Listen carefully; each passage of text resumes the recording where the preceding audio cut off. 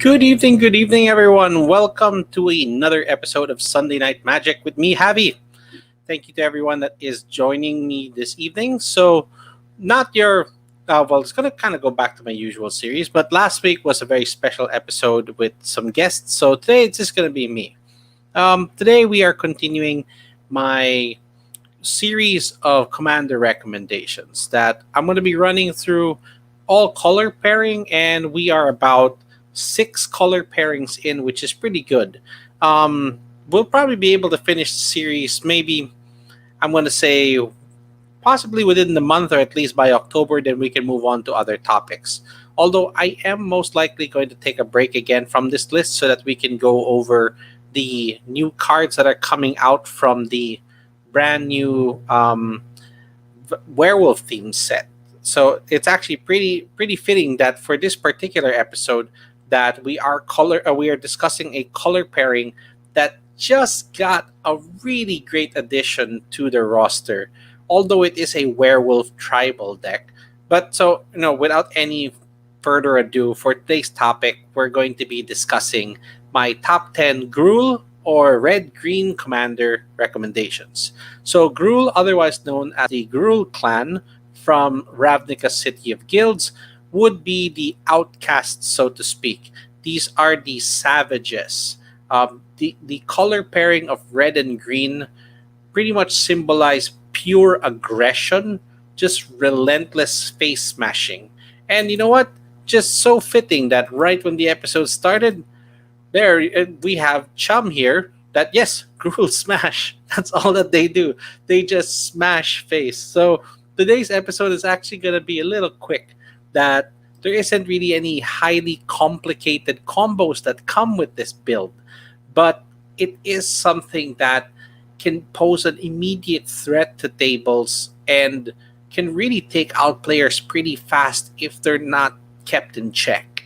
So I don't really play red and green out of basically my preference of playstyle, but there are some commanders that I will be discussing today and also sharing some combos that I have kind of come up with for these color pairings that you might want to take into consideration. So let's go ahead and get started. Number 10, I'm going to be giving to a brand new commander that just came out of the D&D Adventures in the Forgotten Realms set. So this is actually from the pre-constructed deck that Ron is playing in our group, and this is Vrondis, Rage of Ancients. So Vrondis is a 5 to cast, that is 3 of any color, a red and a green, and he is a 5/4 Dragon Barbarian. So one thing that Vrondis does bring into the table is that you can play Dragon Tribal. So there are a lot of Dragon Tribal decks, and they typically run 5 colors. So if you'd like to keep it specific to red and green, green has a very minimal amount of dragons, but red has so many options. So you can always leverage this in a way that you can focus green on ramp and red on dragons, or you can kind of go with the secondary effects that Vrondis does offer. So first off, he has an ability called Enrage. If Brondis is dealt any damage, that means that if he even receives just one damage, he will create a 5/4 red dragon spirit that unfortunately, the moment it deals damage, you have to sacrifice. So these are like temporary creatures. And whenever you roll a dice, or one or more dice, yeah, a dice, plural, but if you do at any point, you get to deal one damage to Vrondis, which will eventually make you a 5/4 red dragon. So basically, he can kind of make like an army of himself, but they're only really good for one swing. So the reason why this is number 10 for me is that it does seem very pigeonholed. You have to play a particular playstyle, or you have to put specific cards in your deck that are meant to damage your own creature, or at least force him into a fight where he will survive so that you get a bunch of 5/4s. So, one card that immediately came to mind, to give you an example, is Pyrohemia. This is the red equivalent of a card known as Pestilence. Basically, as long as there's any creature in the game, this thing stays. But the moment if there are no creatures in the battlefield at the end of your turn, you have to sacrifice Pyrohemia. For a red, deal 1 damage to each creature and player. So for a single red mana, you get to deal 1 damage to everything. Using Vrondis' ability here is that if you deal 1 damage to him, he makes a 5/4. Deal 1 more damage to him, he makes a 5/4. Deal 1 more. As long as you have at least 3 red mana in your pool on a given turn, every player's turn, you could essentially produce 3 5/4 dragon spirits. And by the time it gets back to you, that's enough to be lethal for at least one player. So it does require it does require you to kind of work around a particular strategy of self-damage. So it still makes it to number 10 for me because it's a very interesting deck and can really beat face that if you just have the right build for it. The pre-constructed deck kind of has that, and it does really also shoehorn the dragon theme in it. But if you are given a little bit more flexibility, I think that you can build a much more efficient Vrondis and be able to produce a massive army of 5/4 dragons that, even if you do sacrifice them once they deal damage, I think that you should be able to deal enough damage to wipe out all of your opponents simultaneously. It's not the best again. There are better dragon themed decks, but you know what? Making an army of 5/4s is still a threat that most players may forget about or not even notice once one cycle goes around, and all of a sudden they will catch themselves in a situation of a pure beatdown. I think the most recent episodes from Game Nights and Extra Turns from the Command Zone podcast and their YouTube channel, I think also got to highlight really what Vrondis can do. So, definitely something to take a look at. So, number 10, Vrondis, Rage of Ancients. Before we move to the next one, just check into some comments. Ooh, okay. Yes. So for the next set that is coming out, which is called the Midnight Hunt, it is a werewolf themed set, and they have already spoiled their first like legendary creature that is red and green, and it is a werewolf commander, so to speak. So it does flip over. It has a human side and a werewolf side, which they're also now calling like night and day. So I'll have a little bit more information on that when I have when there are more cards that are spoiled. Spoilers just started 2 days ago.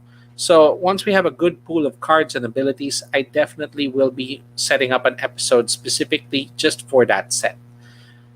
So, but thank you for joining us, Keo. I hope you enjoyed the rest of the episode here. So moving on to number 9. Number 9 is another commander that really doesn't get much attention and I think is severely underrated. So we are looking at Nikia of the Old Ways. So Nikia, as you can see in the center of the card, actually even carries the Gruul symbol. She is from the Ravnica Allegiance set. So this is like a return for the third time into the plane of Ravnica and introduces a Centaur Druid. Nikia is 5 to cast 5/5. Not bad. You get what you pay for. You pay 5, you get a 5/5, which is pretty decent. Now, you cannot cast creature spells. Reading that might seem very restrictive, but in red and green, they barely play any spells that isn't creatures anyway. Their toolbox for creatures and ETB effects that would, the moment they come into play, they do something, or that they have activated abilities that can like really take down the entire table, makes it so that you're barely even affected by that whole no non-creature clause. What makes Nikia even stronger is that when you tap a land for mana, you get 1 mana of the type that land produced. So not that it can produce. Like if you specifically tap a forest to make green, it will make 1 more green. So it is a personal mana flare. Usually mana flare effects require you to give the entire table the effect, or you have to give up some kind of card, or it usually comes with like a hefty price to it. Now, okay, 5 to cast 5/5 is a little expensive too. I'll give you that. But what can you do with all of this mana? Red Green runs some excellent combos that unfortunately cost a lot of mana.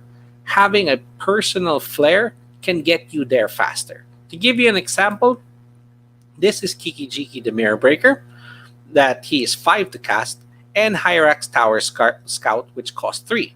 Together, you need 9 mana to pull this off. Using Nikia of the Old Ways, you only need 4 lands that will produce 8. So it cuts the time or the resources that you would typically use to run a combo like this in half, making it pretty much a turn 4 lethal if you're fast enough. So Kiki allows you to copy a creature by tapping him. And the Hyrax Tower Scout says that when it comes into the battlefield, untap target creature. So you will untap Kiki, you will use him again to copy the Hyrax, you will untap Kiki, repeat the process. You essentially have an infinite army of 3/3s, and in one attack can kill all of your opponents. So the only reason why I bring up this combo is that because its total cost is 8, and it is purely creature based. I mean, Hyrax and Kiki are both creatures. There are more efficient ways to run this, but if we are going to be restricted to just or without the help of non-creature spells, then Nikia and the mana flare that she offers, that doubles the effects of all of your lands, can be put to very efficient use once you bring in very high value combos.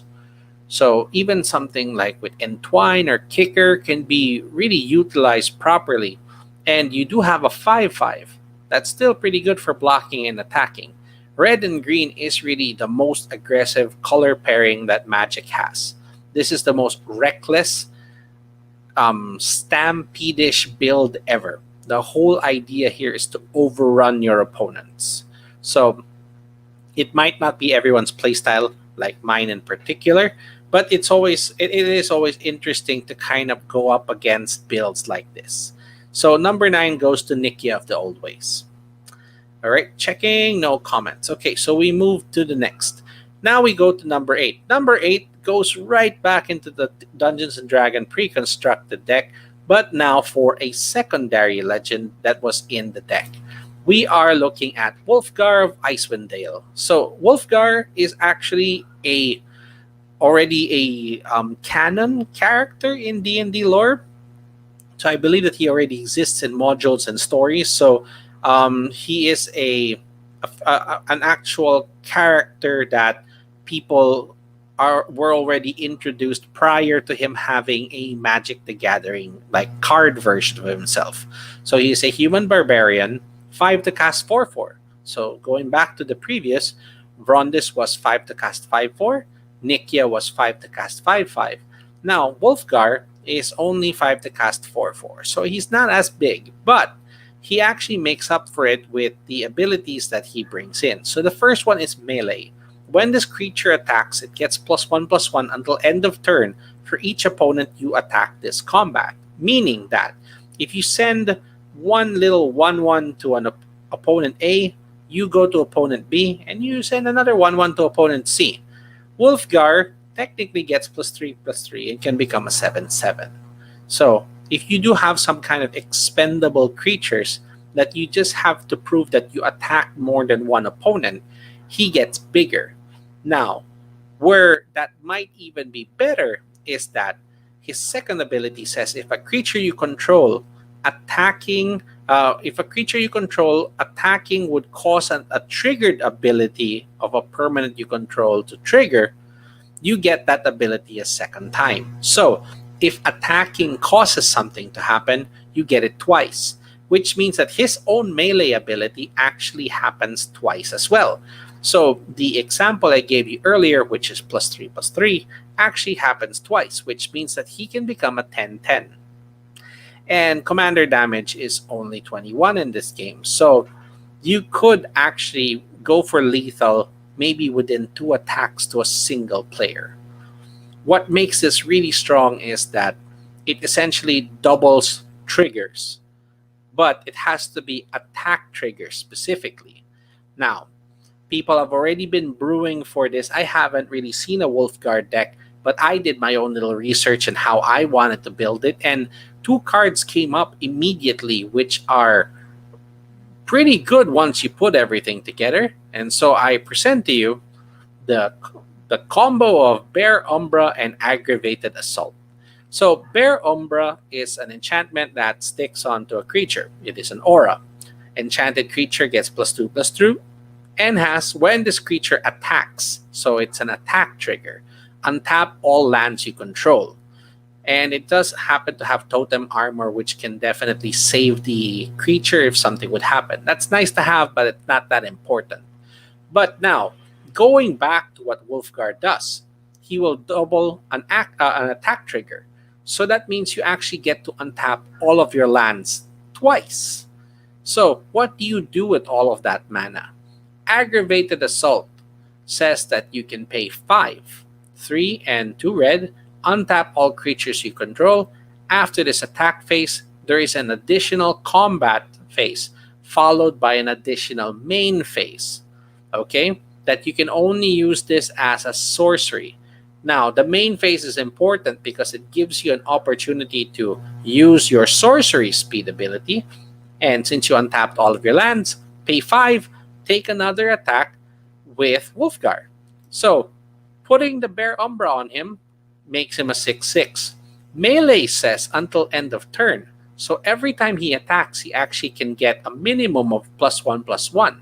And if you have 5 lands that untap, you get an extra combat. He'll get +1/+1. So he's like 8/8. Get another attack, 9/9, 10/10. Basically, you have infinite attacks with a creature that is getting progressively bigger and can just wipe out all of your opponents. So this is definitely the better of the 2 commanders that were introduced in the Vrondis or red and green deck. He is definitely superior in that you don't even necessarily need him to attack. You just get additional attack triggers.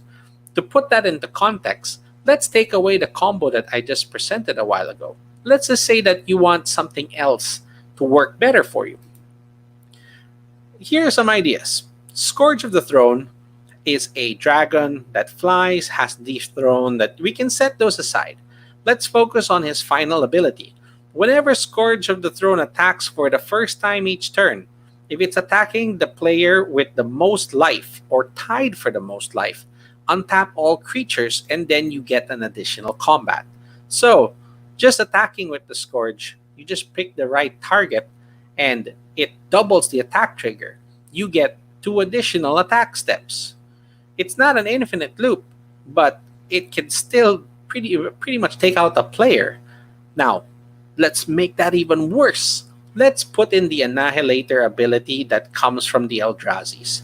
The Annihilator ability, if you're looking at the card here on screen for Ulamog the Infinite Gyre, reads as follows. Whenever this creature attacks, defending player sacrifices X permanents, depending how many the Annihilator count is. For this example, it's 4. It's an attack trigger. Wolfgar will double that, making your opponent give up 8 permanents, which means that they'll probably be left with absolutely nothing on their board. So you can use Wolfgar himself, or you can really just abuse that attack doubling effect to just crazy levels that it doesn't even make any more sense to try to fight back. So it's a pretty good card that I think players should look out for. And so that is number 8, Wolfgar of Icewind Dale. So before we proceed, a couple of comments. Here we go. Great.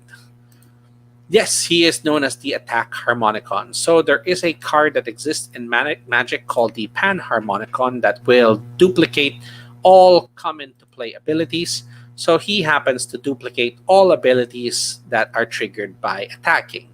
So you can actually kind of mix and match with these things, but he is specifically built around attacking, which is a really good translation of what red and green are about. The more that you smash face, the more benefits you get. That simple.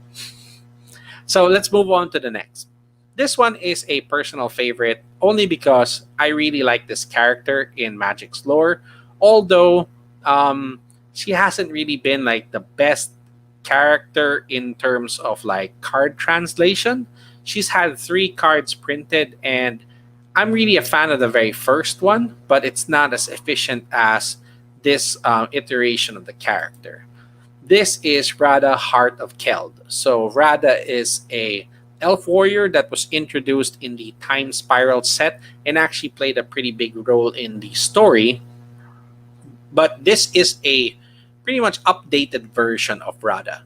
So she became the new leader of the Land of Keld. So 3 to cast 3/3, you get what you paid for, which is pretty good. And as long as it's your turn, Rada has first strike, which makes her pretty good in attacking. Perfect for red and green because they want you to be aggressive. You may look at the top card of your library at any time, and you may play land cards from the top of your library. So take this into consideration. Red and green don't have that really good draw effects, or have ways of manipulating their library maybe. I know green technically can circumvent that. It's really a toolbox for every ability, but just having information of what your next card could be is an amazing tool for you to use. So that's something that you shouldn't really scoff at. It's a really good ability. Next is that if it just so happens that it is a land on the top of your library, you can play that instead of using one in your hand. Why would you not want to do that? Technically, you can use red's effects to discard cards from your hand. So just don't play the lands in your hand. Or you can even use it as a bluffing tool. Since you're playing the land from the top of your library, they still don't know what exactly you're holding. So it also does help. It's almost like having additional cards for you to use as you're playing. It's restrictive to playing lands, fair enough. But it still offers a strategy and a play style which I particularly appreciate and can really see the value in. Now, Rada also happens to have a final ability which costs 6, which is okay, fair enough. I mean, it's a little expensive that you may not want to use this, but take into consideration that there is no tap symbol. You have 4 red, green, and that's it. If you have infinite mana, your commander has a built-in outlet. And what does that outlet do? Rada herself gets +X, where X is the number of lands you control. Assuming you have 6 lands to activate this ability, giving her +6 builds her up to be a 9/9. And we're going again for 21 commander damage. And if it is your turn, she has first strike, which will most likely have her survive any fight. So you can kind of build in a little bit of evasion. You can maybe put in something as evil as poison on her and take out a player really quick. So she makes it to the list primarily because of the top deck manipulation that she offers, that she is an aggressive creature, and finally has an infinite mana outlet that if you kind of mix and match with some of the other commanders that we've been showing here that are all red and green, or even just getting additional attack steps, you can take out a lot of players really quick. So to give you an idea of what these infinite mana combos might look like, take into consideration another creature-based combo, with Dockside Extortionist. Dockside comes into play producing X tokens, which is the number of artifacts and enchantments your opponents have. Even at the minimum of producing, let's say, 5 treasures, okay? Temur Sabertooth offers the ability of paying 2, and you may return another creature to your hand, and the Sabertooth becomes indestructible. That's fine, but return Dockside for 2 and cast them for 2 again. You're technically still left with maybe 1 treasure. And then he'll produce 5 again. You repeat the process, it's infinite mana. It is dependent on the number of artifacts and enchantments your opponents have. But this is just an example I wanted to throw in of how you could produce infinite mana for this color pairing. Red and green has so many different ways. There is other ways that are still being experimented on, like there is the Vent Maw combo that was just introduced also recently because of Wolfgard, so from the previous entry. So you can mix and match these commanders since they all fit the right color combination. They're all red and green, and pretty much once you build up an infinite mana count, you can just feed it into 1 creature, which is Rada if she's your commander. Now, be mindful if your opponent has blockers, it isn't as great as you want it to be. So that's kind of why she also made it to the list as number 7 only. So not my favorite iteration of the character, but definitely the strongest version. So Rada, Heart of Keld, makes it to number 7. So we stop for a moment. Let's check some comments. Okay, hey Mikey, good evening. Thank you for joining. Don't forget that green has a lot of, you may play an additional land this turn. You can play multiple lands. Yes, definitely. That is something to take into consideration. Thank you for pointing that out. Yes, green does offer several abilities that let you play additional lands. There is even also another red and green legendary creature that didn't make the cut, but also offers that exact same ability of playing additional lands. I think the maximum that you could probably put together, or well, an average, is that with green cards, you could probably do about 4 land drops or almost 5 land drops a turn. You just really need to have that many lands as well, which we're gonna discuss in a later number here, because there is a commander that is really built strictly around that idea. But thank you for pointing that out. I appreciate the feedback. And yes, for those of you that are not aware of how red and green function, yes, green offers so much additional land drops that you can abuse the effects that are offered by these creatures pretty fast. Now, moving on. We move on to number 6. Yep, so number 6 is another under the radar commander that I've been wanting to build, but I haven't really gone against one yet. This is a jumpstart commander. So this is Nath of the Dire Hunt. So Nath is a 4-cast 3/3 human warrior. Now, it's a green card, but the activated ability of Nath, as you can see printed on the bottom of the card, is red and green. So they count, or she, I guess, is it a he or she? I cannot tell from the artwork, but I would just say that Nath is a red-green commander by color identity. Now, Nath brings something that you probably did not notice from any of the other commanders that I just showed. When 1 or more creatures you control fight or become blocked, draw a card.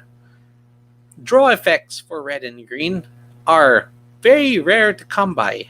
So this is the one commander that I would definitely add into the list. And also because you can just make a bunch of expendable creatures. Your opponents could probably just take the damage to prevent you from drawing, but why would they want to lose, let's say, life from a 1/1?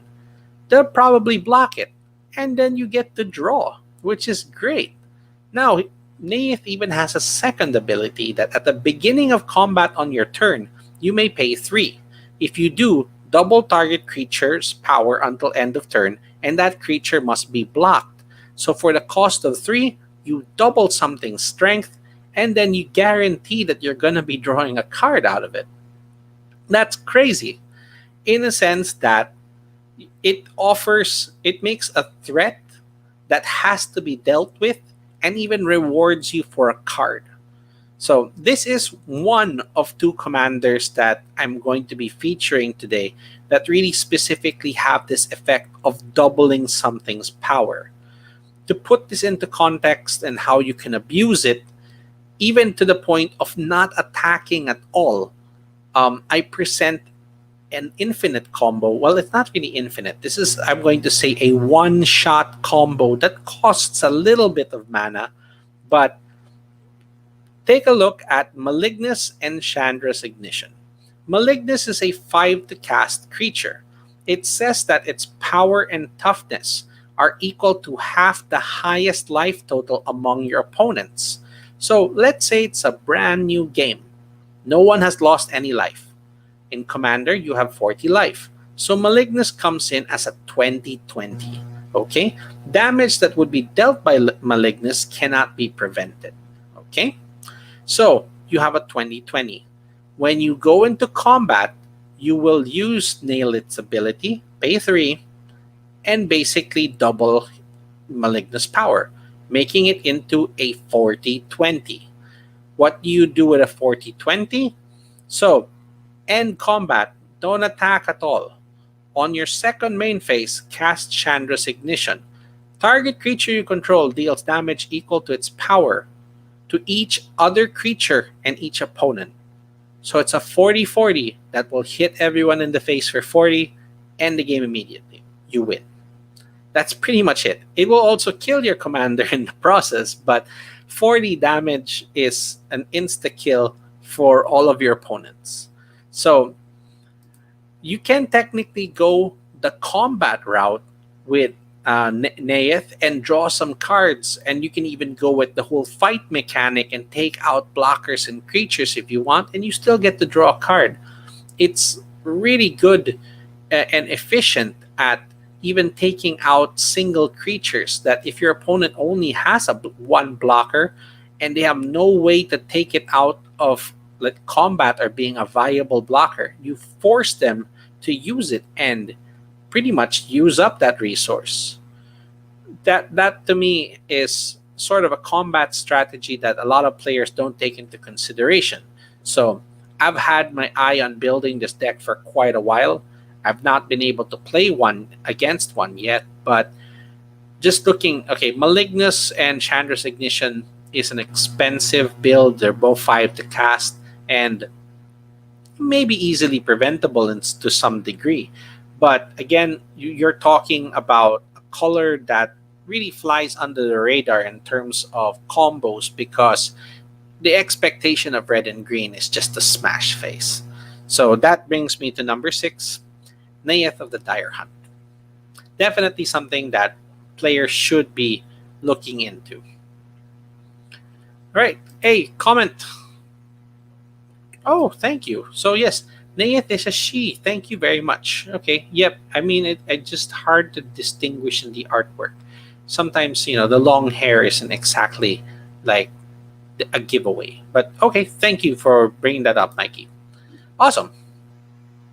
All right, so we move on to next recommendation. So next one is a deck that actually I've seen Mikey run as an example. So thank you for being in the show. I mean, I would appreciate your input on this. So we are looking at Omnath, Locus of Rage. Omnath this is the second version of Omnath. He started as a mono green creature. This is the red green version. And then now there is red, blue, green, and red, blue, green, white. So yeah, every version of Omnath has added a color, which means that the next version they ever make of him will be a 5-color creature. So, can't wait to see what that's going to do. But so this is the second iteration of the creature. He is 7 to cast, which is pretty expensive. In well, for in how I build, I'd never run this, but just seeing what Omnath can do is still something to take into consideration. So 7 to cast 5/5. First ability reads as follows. Whenever a land enters the battlefield, you create a 5/5 red and green elemental creature token. So Omnath is a 5/5 elemental, and he makes copies of himself as a 5/5 elemental as well.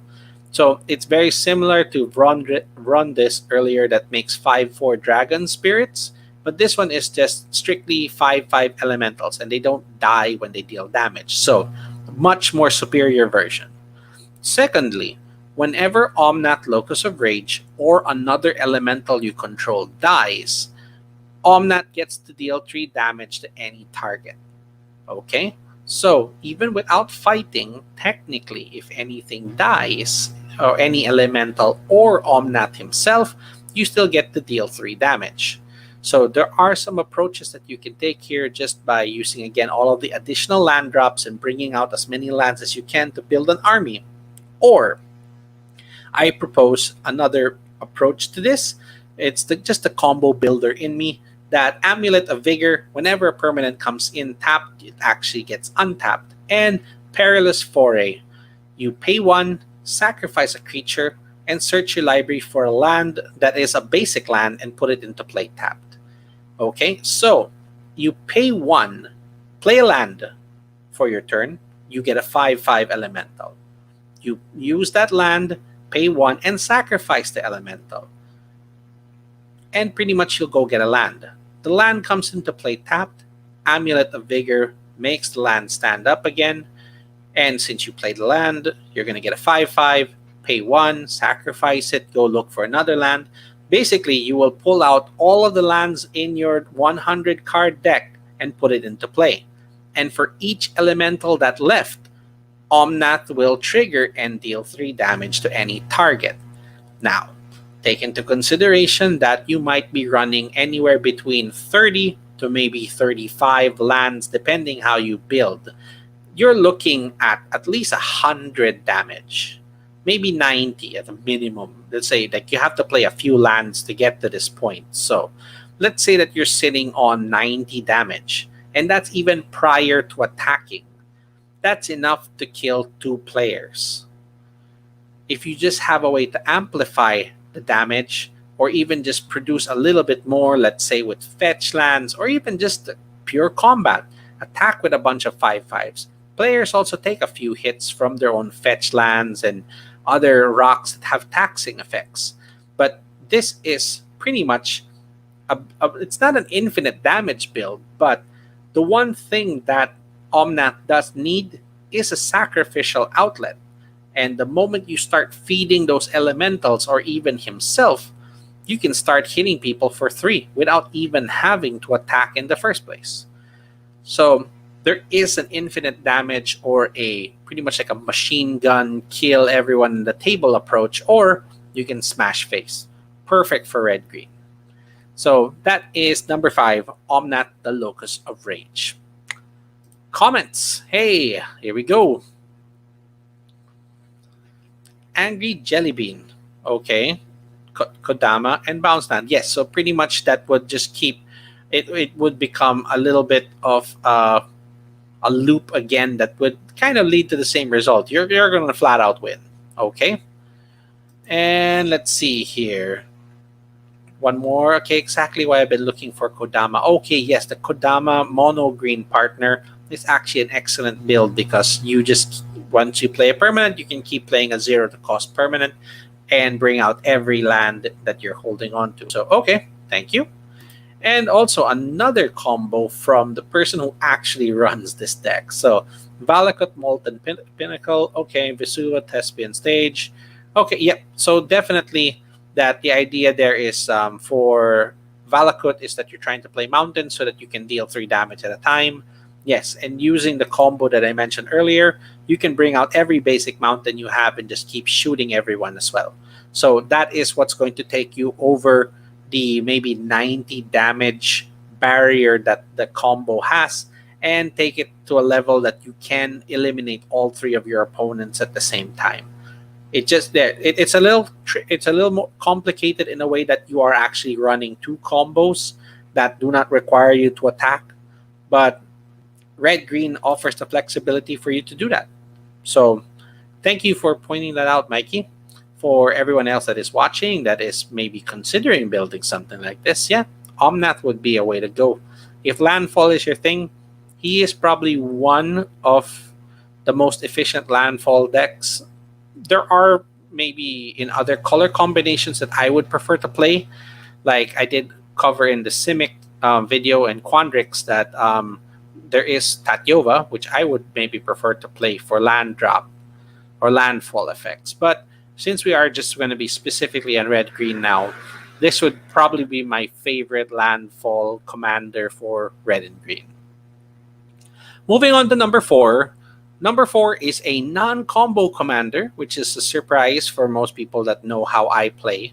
But the utility that this particular commander brings is something that I think a lot of players really need to take into account.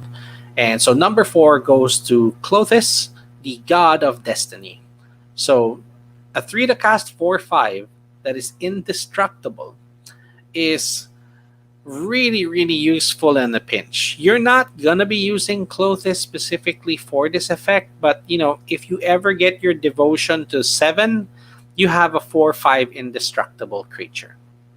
So there is no infinite combo tied into Clothis, but instead that this kind of steers you towards a build of control. So some of the other commanders that we're going to be featuring or that made my list at the higher tiers really play a more control style. Clothis' final ability here says that at the beginning of your pre-combat main phase, which means that your main phase before you go into a fight, exile target card from a graveyard. So you can take out cards from your opponent's graveyards. That is actually a really useful tool of just a static effect of every turn taking away a card that they'll never see again. So a lot of competitive commander builds really run graveyard recurrence. I use a lot of graveyard recurrence. So having something like this in play is a threat, and you can't flat out kill it because it's indestructible. So you're going to have to try to gain control of it, send it back to its owner's hand. That you kind of have to really work around the whole indestructibility, which really helps Clothis stay in the game. It doesn't even feel like a threat until it is. And when you take out a card, if it happens to be a land, which is like fetch lands and other things like that, you get mana. So Clothis is technically like an accelerant. Or if it isn't a land card, okay, or if that was land card, otherwise you can gain 2 life and Clothis will deal 2 damage to each opponent. Okay, so there is even a static way of that you can just hold down the entire game and no one can do anything, and then you're just going to gain 2 life and deal 2 damage to each opponent. That's actually really good. So the playstyle that I would have with this would be a very high control game that would maybe negate the use of all artifacts, turn every non-basic land into mountains, force people to draw extra cards but discard extra cards so that their graveyards would be full of things that you can target and remove. It again, not infinite. 4/5 is something you're not going to use, but just having that static effect outside and like just taking 2 life from everyone. Sometimes a player might try to go for a combo and really expend a lot of life and not be able to recover anymore.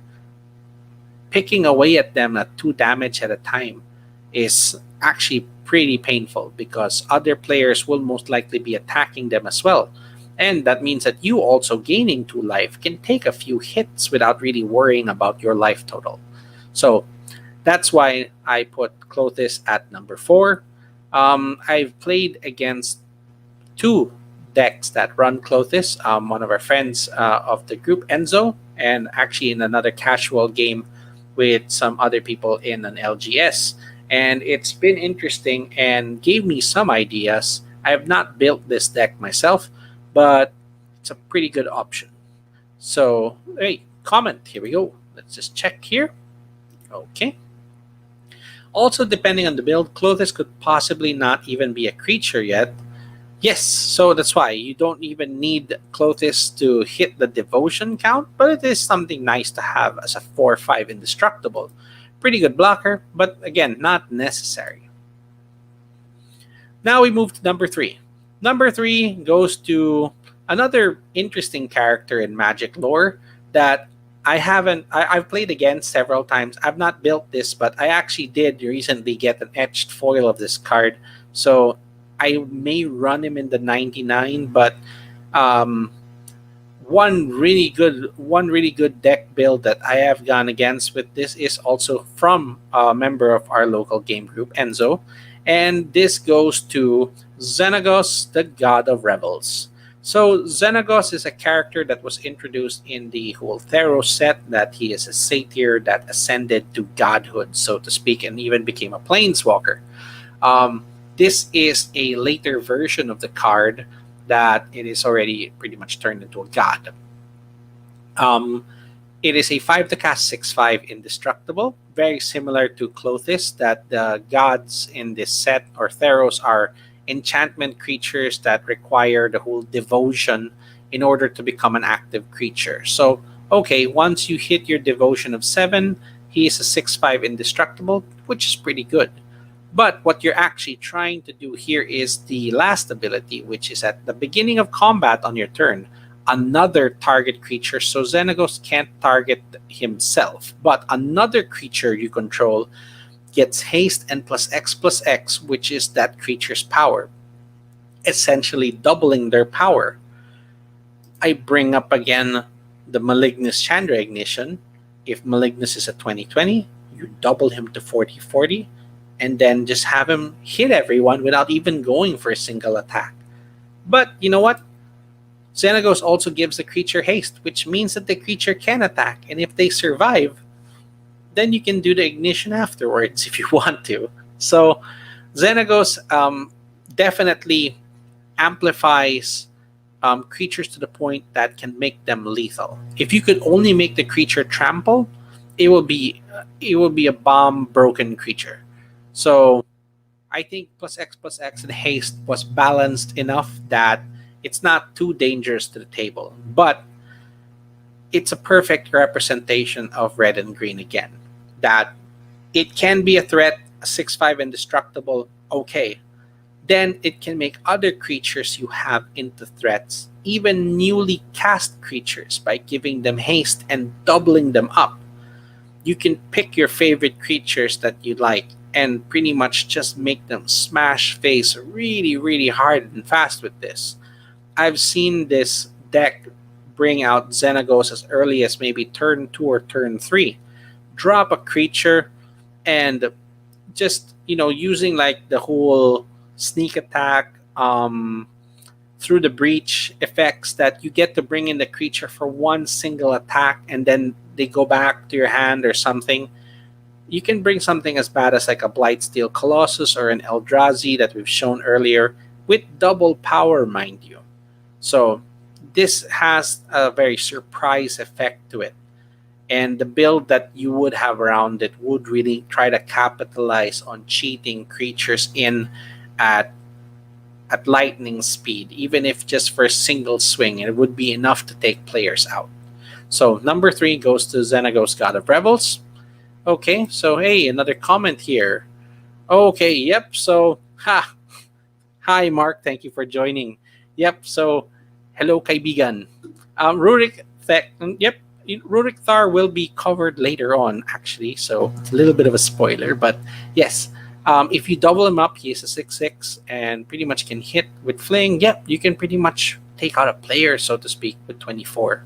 So, good call.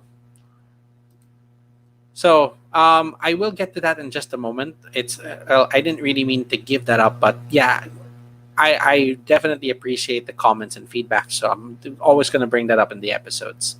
Number 2 goes to a personal favorite of mine, and I think every episode that I've done for these top 10 commanders has always included a partner. And so this is the only green and red partner option. This is Tana the Blood Sower. A 4 to cast 2 trample. So with an effect like Xenagos, you can technically make Tana into a 4/4 trample. But specifically, Tana has the effect of dealing combat damage to a player and producing that many 1/1 green sapperling creatures. It's really not the best ability, but having a bunch of expendable 1/1s can really be made useful if you bring in other colors. So that's why Tana works out really well. The partner ability here allows you to combine a different color with red and green, if not even using a different partner with dual pairing, essentially bringing you up to a 4 color um, partner deck. So, like my favorite version of this would be with Tana the Blood Sower, and Timna the Weaver. This is the build typically referred to as the Blood Pod. So that is black and white combined with red and green. There are different things that you can also technically combine here, like Ishai, which is white blue. So you're still running 4 colors. But the flexibility here is definitely something that needs to be taken into account.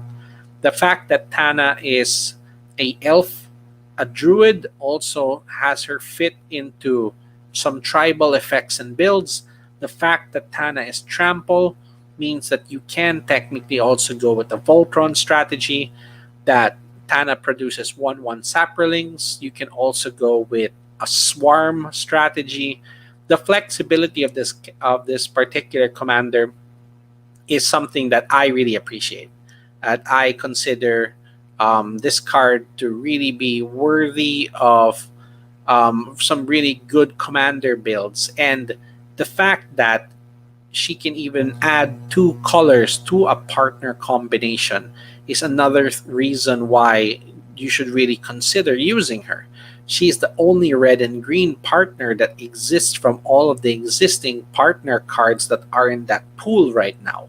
Maybe they'll make a new red green later down the line, but for now, if you want a red green partner, Tana is your only option. And not a bad option at that. I mean, if she had more power, definitely she'd be producing a lot more sapperlings and be more of a threat. But as it also is to her favor because she isn't perceived as a threat, as a 2/2. Like, people forget the trample part, but just a 4 to cast 2/2 doesn't seem that efficient at all, which means that you might be able to get away with keeping her alive for a little bit. So, Tana makes it to my number 2, and again, it's a very high recommend. I wouldn't have made Tana number 1, mainly because it's really not about red and green, but it is about bringing red and green to another combination, so to speak, and capitalizing on her ability. But if we are strictly talking about red and green, then I do have a perfect embodiment of what red and green is about, which Mark did bring up. My number 1 goes to Rurik Thar the Unbowed. This is punishment in a card. It is beyond any other card of its type within the meta of Magic. And let me explain why. So, Rurik Thar is a 6 to cast, which is kind of expensive, sure. Ogre Warrior, that is 6/6. So 6 for 6 is pretty good. You get what you paid for. Vigilance means he doesn't have to tap when he attacks. Reach means he can block flying. So you have an attacker and you're also looking at a defender that can take out flyers, which is perfect. Rurik Thar the Unbound attacks each turn of Able. You're forced into combat, but a 6/6 that doesn't tap is still pretty lethal, that you don't really have to worry about him dying. Now, okay, he doesn't have protection, but red and green is pretty good at kind of adding in some protection or punishment into their builds. So you can keep him around for a while. You can even put some equipment on him, like Lightning Greaves, maybe.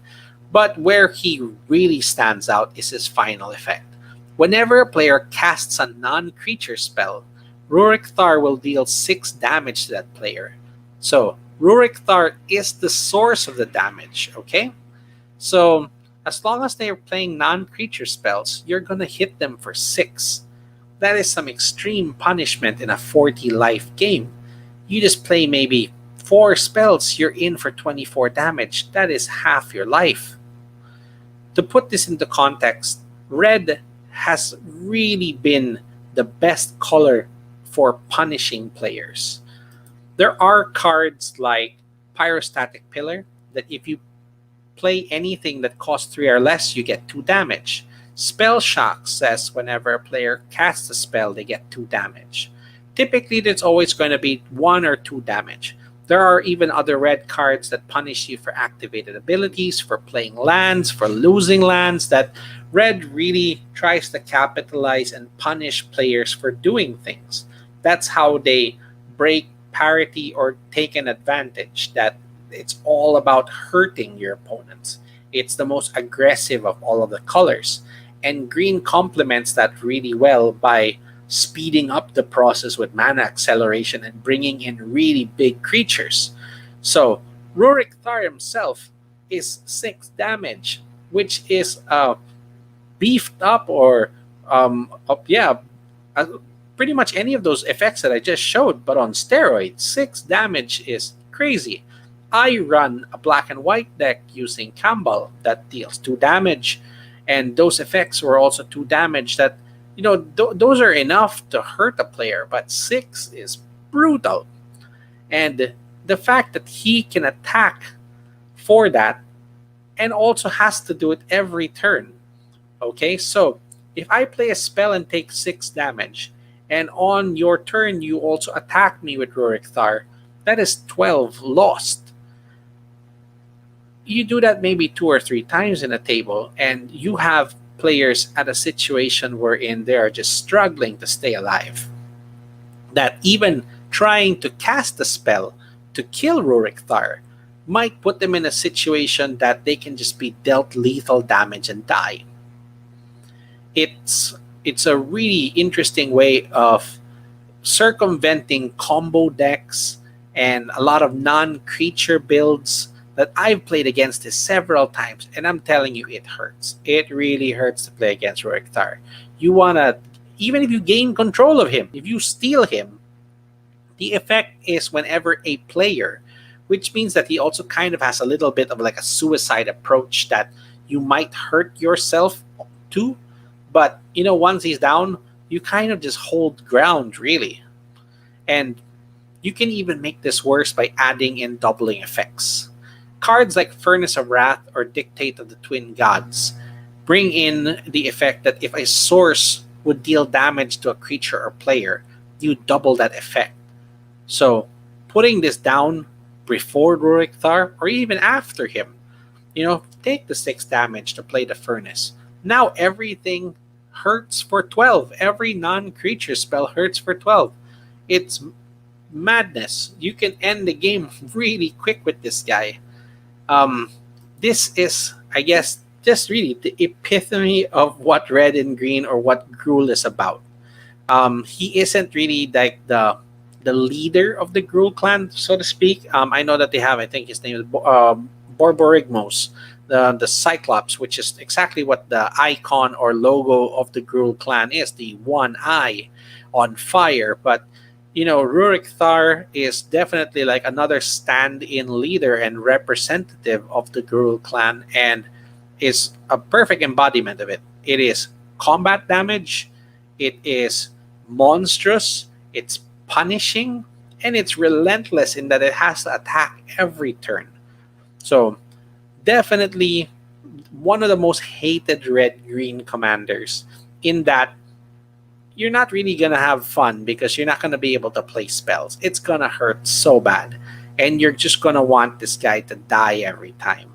This is like an auto counter creature.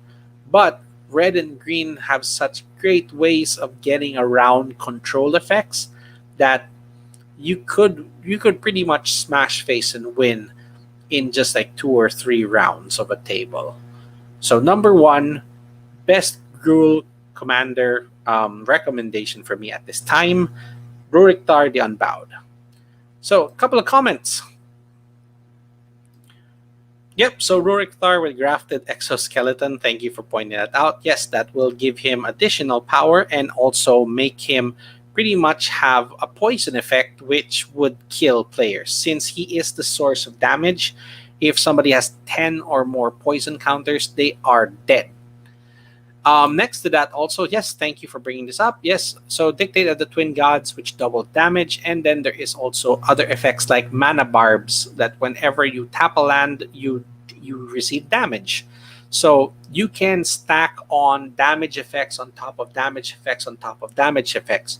It's exactly what red and green really capitalize on. That they're not considered to be the stacks color or control color, but the punishment that they bring for you just playing spells, they are, I would say, like undercover stacks. It is a perfect strategy for people that just wanna, maybe teach the combo players a lesson, so to speak.